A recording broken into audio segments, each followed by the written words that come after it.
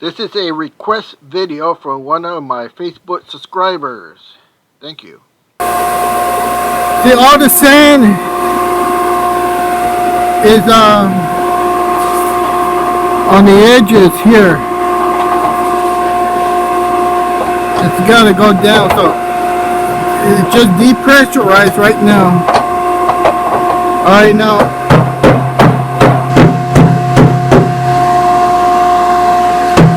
need to vibrate it into it.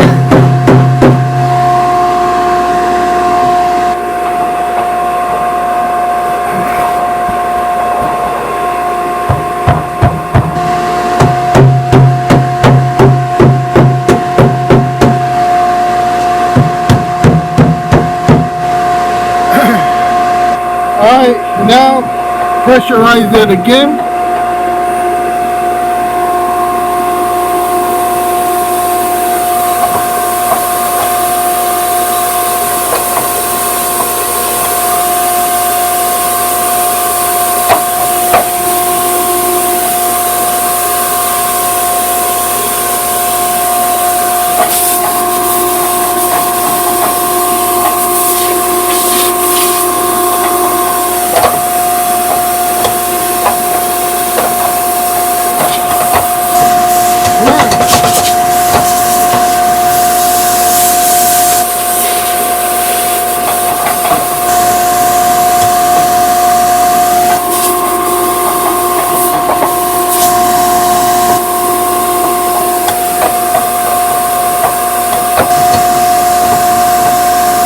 Having a hard time pressurizing.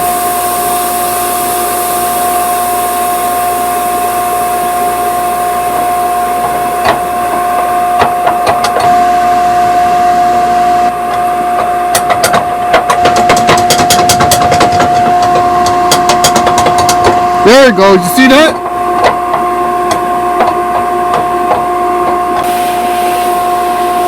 Still not pressurizing.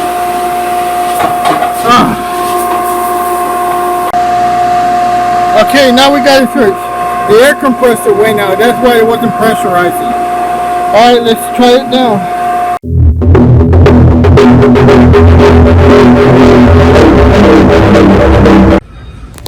Alright, here are some different air compressors. You can see there.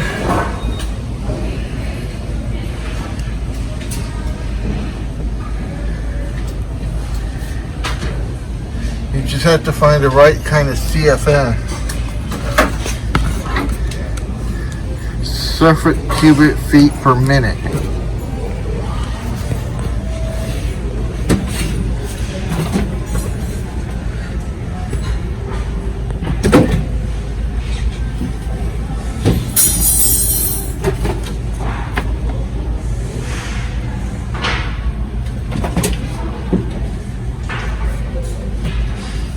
Now here's what they sell at Home Depot.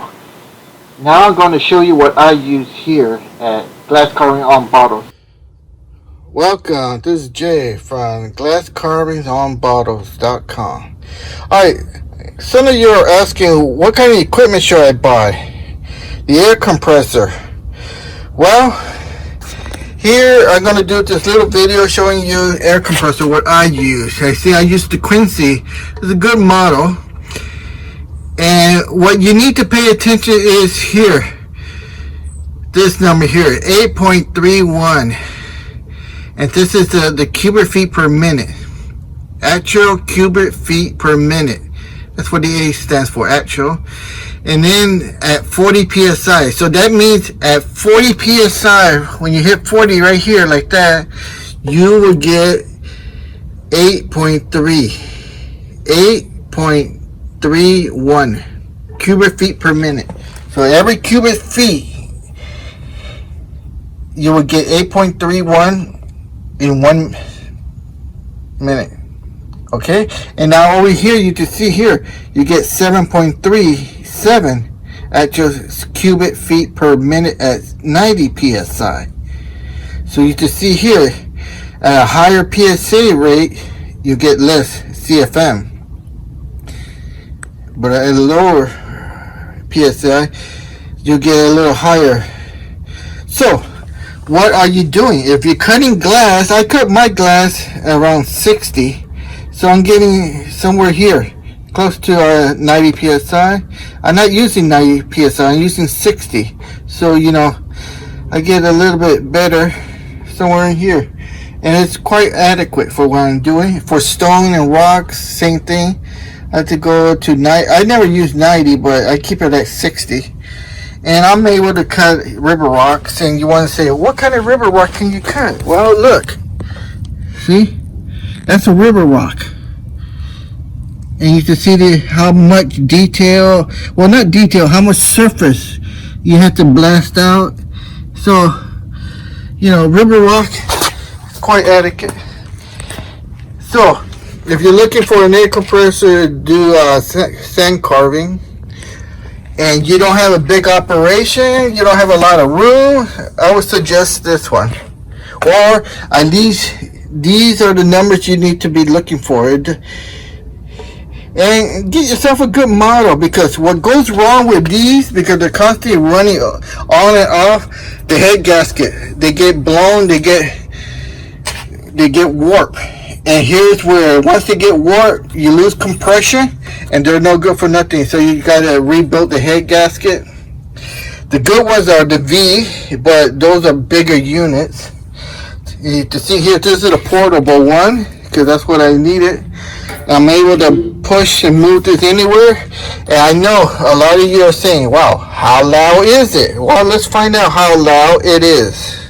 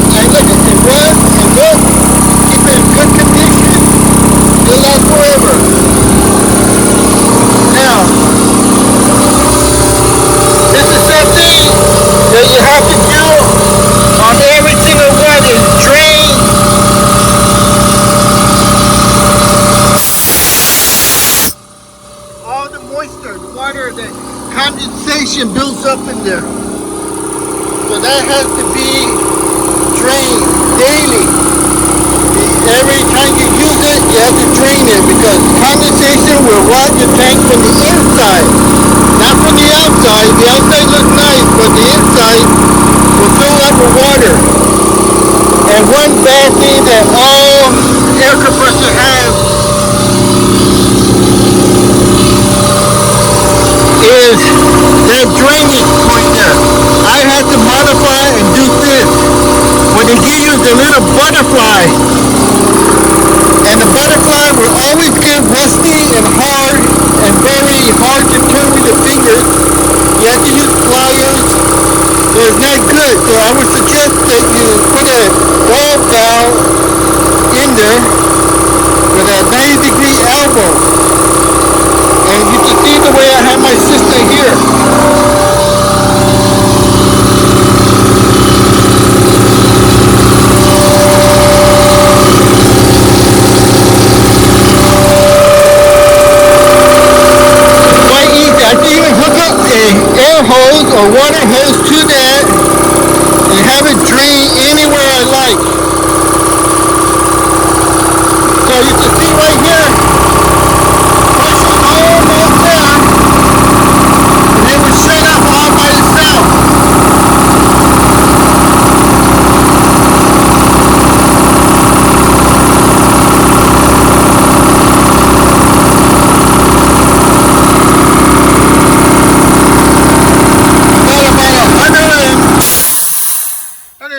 140 psi inside this tank.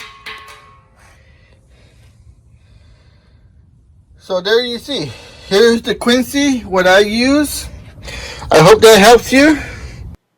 Okay, I was asked here by a subscriber, a new subscriber on Facebook, where do I put in the sand? Alright, so you put in your bag of sand. Hopefully you'll be using aluminum oxide, 150 grit. That's what I used, and that seems to work the best for most anything.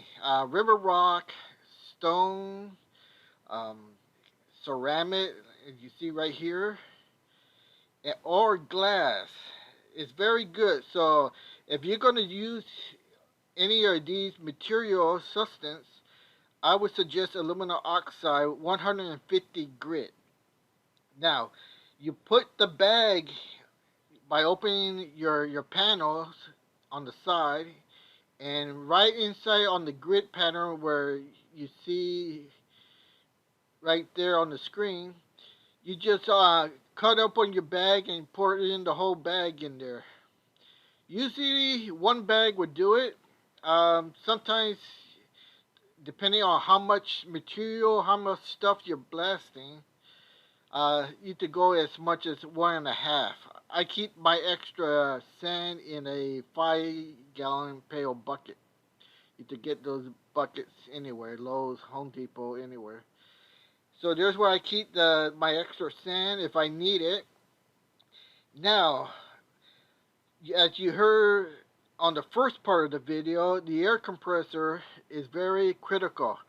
Now, yes, they sell air compressors everywhere for different prices, but those air compressors are meant for, either putting air in your tire or just blowing air for cleanup or to running pneumatic tools. When you're doing sandblasting like this, you're required a CFM is what you're looking for. You need a high volume CFM for sandblasting. So I already explained that on the first part of the video, so if you need to, just replay that video again. So the second part or the third part is how you hook it up. Well, the hook is very basic. You have your air fitting, and you just put one end to your air compressor. I'll put up a photo, and one end connects to your air compressor, and then the other end connects to your blasting unit on the bottom, on the in port, next to your foot pedal. And it's that simple to hook up. And then on your unit, you have a air pressure regulator, and there's where you adjust your PSI, what you're doing. If you're doing glass or river rock, you want to set it for different. Usually I set mine for cutting, bottles around 60 or down to even to 45. It depends how fast you want to cut or how detailed your artwork is for blasting. So if your artwork is very detailed, you don't want to do a high PSI blasting because you would just blur your fine detail.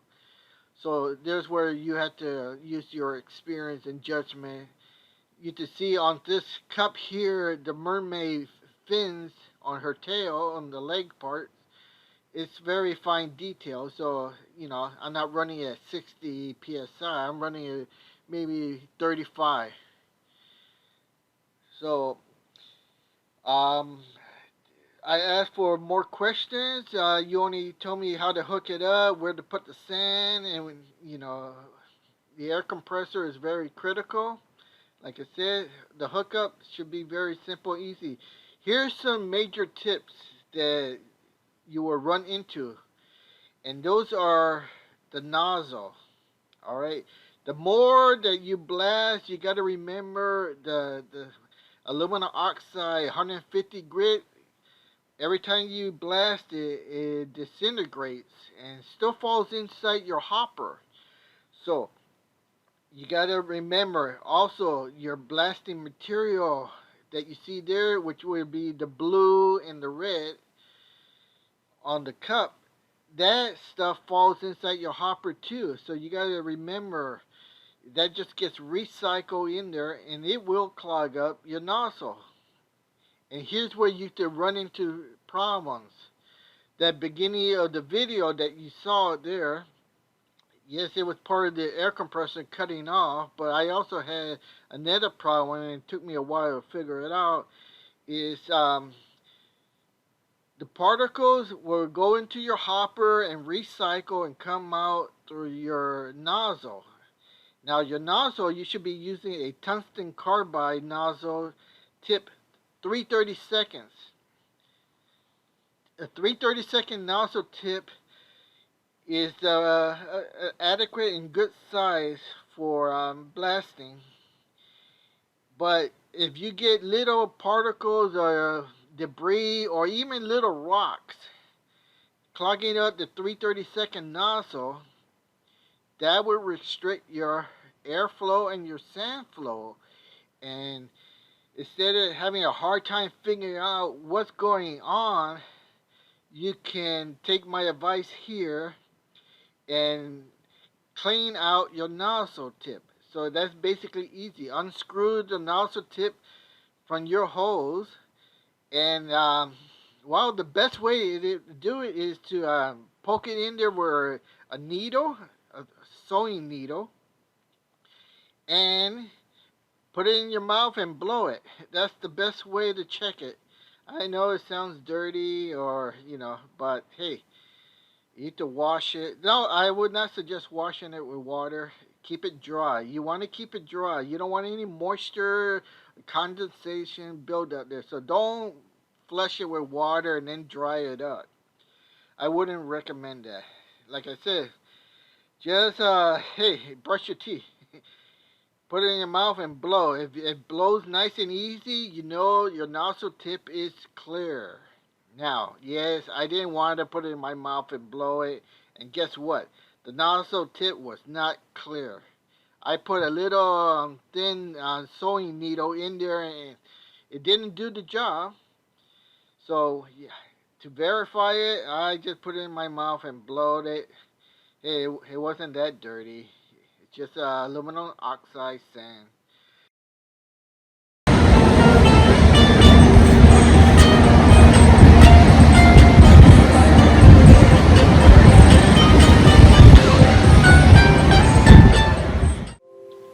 Welcome to Glass Carvings on Bottles. I am your host, Jay. Some of you probably recognize me from the Blue Garden, but I also do glass carving, as you see here. Now, glass carving is taking air and silicone carbide sand and carving into the glass. As you see here in these bottles, you can get really fancy with your design.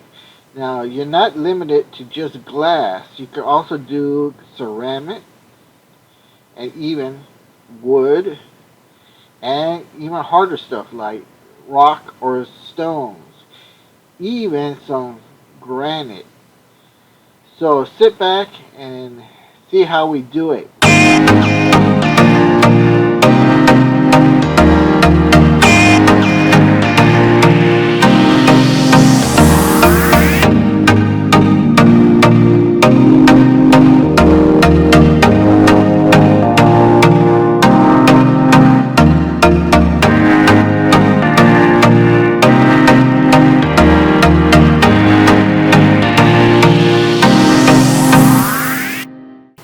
Okay, once we get our design from our customer, we print it out, make our template, and then once we've done that, we want to get our bottle prepped.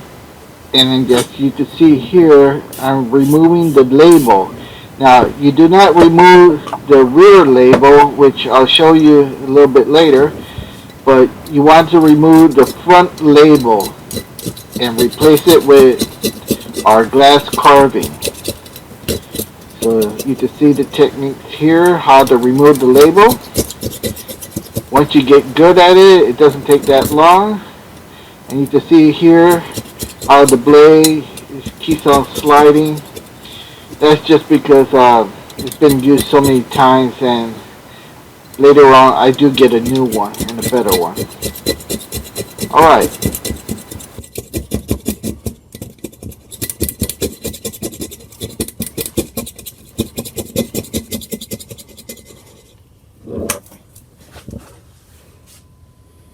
Now you can see here how the rear label has not been damaged and has been taped.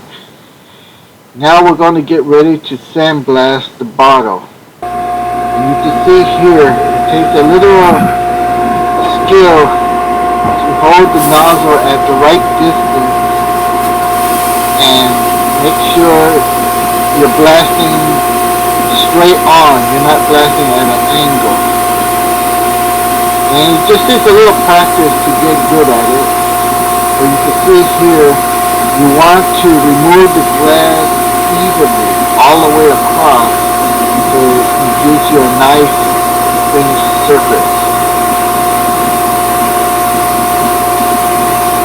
And you should never rush the job. Just take your time and make sure everything comes out nice and level and flat, all the same thickness. That's the key, the thickness.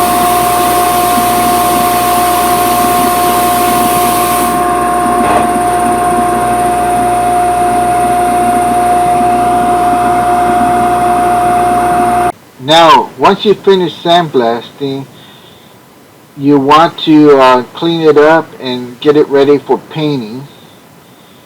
As you see here, you can even check it under a magnifying glass, looking for any kind of defects in detail. And once you have that approved, then the fun part comes where you get to remove the tape and play your favorite music.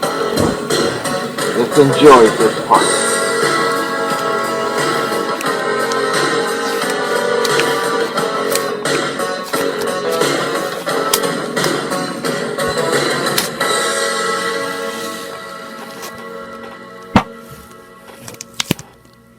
Well, I hope you enjoyed this video on glass carvings.